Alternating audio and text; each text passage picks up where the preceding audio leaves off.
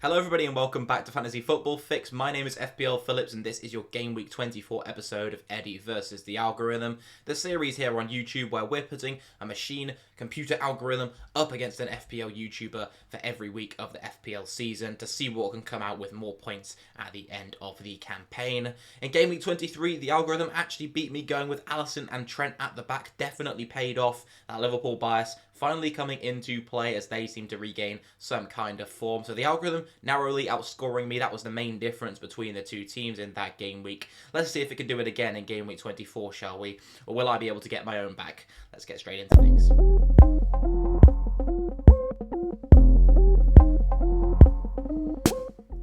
And so before we can make a judgment of whose team is better and looking better on paper, we of course need to reveal the teams as always. And we'll kick things off with the algorithm 11. And in goal for the algorithm is going to be Kepa Arrizabalaga going up against Southampton at home. Looks a decent fixture for Chelsea. And Kepa's been picking up some really decent FPL returns over the last couple of game weeks. 10 pointers here, there and everywhere for the Spaniard. Southampton at home fixture does look pretty good in terms of clean sheet potential, but Kepa's main hauls have come from slightly tougher fixtures or when he's been playing in games that he's been able to make more saves. I've no doubt really that Chelsea will still concede a few shots on target, so he'll still probably have a decent amount to do, but it does look like a nice fixture on paper for the Chelsea goalkeeper if you are owning him right now. In the back line then, we've got a back three, another Chelsea defensive asset coming into the fray with Thiago Silva, with Perisic and Trippier. You can see there either side. So interesting to see the algorithm stick with Trippier despite his slightly tougher fixture against Liverpool. He really is one of those players right now that is very, very hard to leave on your bench, even if the rest of your starting 11 that you would have looks very strong. I think Trippier, although he's not returned decent hauls in the last couple of weeks, is still one that I would consider greatly starting ahead of other players who might have kind of fixtures but aren't that kind of asset that Trippier has proven himself to be this season. I wouldn't be blinded by his most recent form and would concentrate on the fact that he's been performing week in, week out against tough teams. We've seen him do it against top sides already multiple times in this season. Thiago Silva is perhaps one that I wouldn't go for. Reece James looks maybe a better option in the Chelsea backline if you choose to go that way. But I think when a lot of people already own Kepa, then there's no reason to add a second Chelsea defensive asset. And right now, there are probably better teams to add defensive units from. Go for Wolves, Everton, Liverpool. These guys have double game weeks in game week 25, whereas Chelsea don't have that double game week coming up. Although they do have a confirmed fixture in game week 28, when a lot of teams are going to blank, is something worth bearing in mind. And then finally, we've got Ivan Perisic of Spurs, who can't seem to really keep clean sheets at the moment, so I'm not sure why the algorithm has gone there. A West Ham at home fixture, though, does look a pretty good option for a clean sheet, and Perisic has looked rather attacking, as he has all season, really, so not the worst shout in the world, I presume. I just think many people are actually going with him in FPL at the moment, so interesting to see whether the algorithm can pull it off with its defensive picks again. It certainly did it with Trent and Alisson, as we saw last week, so, can't write these players off just quite yet.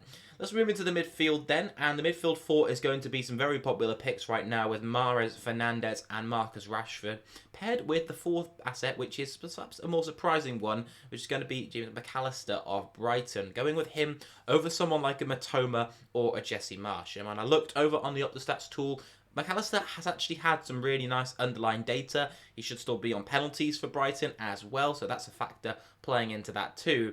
The main problem with three players in this midfield, including the two Man United boys, as well as the previously mentioned McAllister, is that they will all blank next game week. So if you're thinking about bringing them in, I would maybe think twice. But for this game week, right now, they look fine. I'd stick with, Matoma, March, any of the Man United boys if you have them.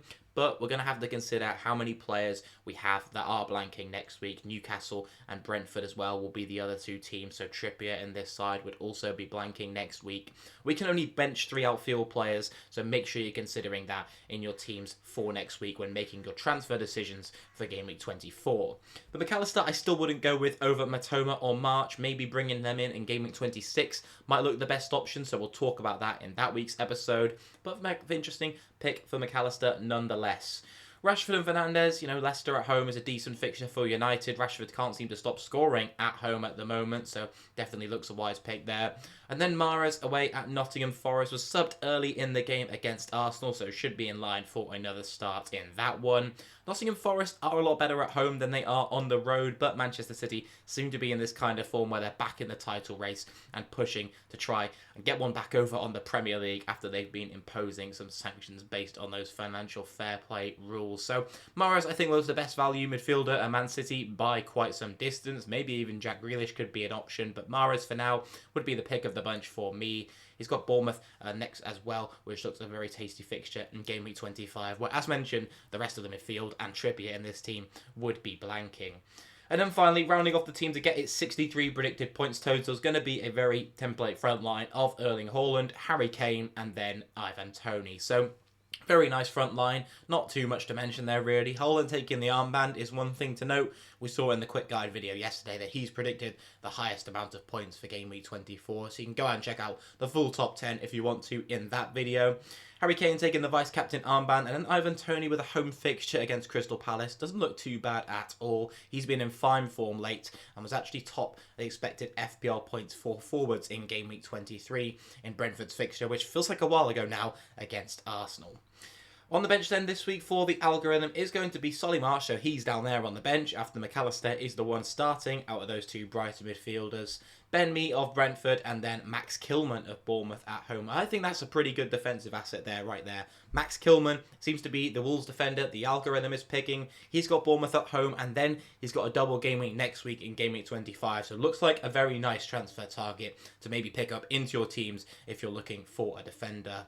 But that's going to wrap up the algorithm team, and we'll have a look at my team now and how it compares, and then you guys can make your decision, as always, down below in the comments as to who you think is going to win. See if you can predict it right.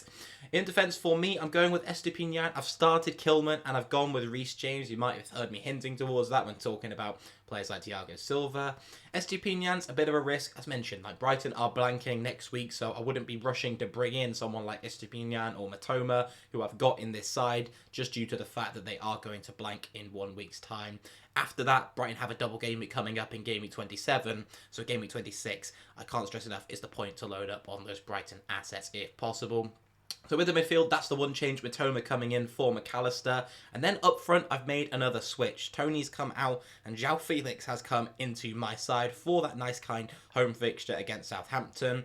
He looked pretty good in the Champions League as well, hitting the woodwork. He's looked very good since joining Chelsea from my point of view. His underlying data also looks impressive. We mentioned Tony was highest for expected FPL points in game week 23, while João Felix was only down in third behind Tony and Iheanacho with that metric. So he still looked very good. Tony had some very good chances in that Arsenal game, which is why his expected data was so high. But João Felix has been a real focal point of that Chelsea side since joining, and I'm backing him to do well in this game at Stamford Bridge. Let me know what your thoughts are and your predictions are for game week 24.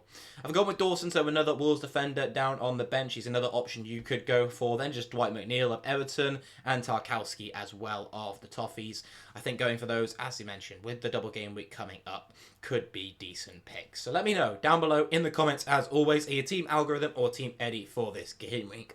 I wish you the best of luck for game week 24, everyone, and I'll catch you all in the next one. Thanks for watching. Goodbye.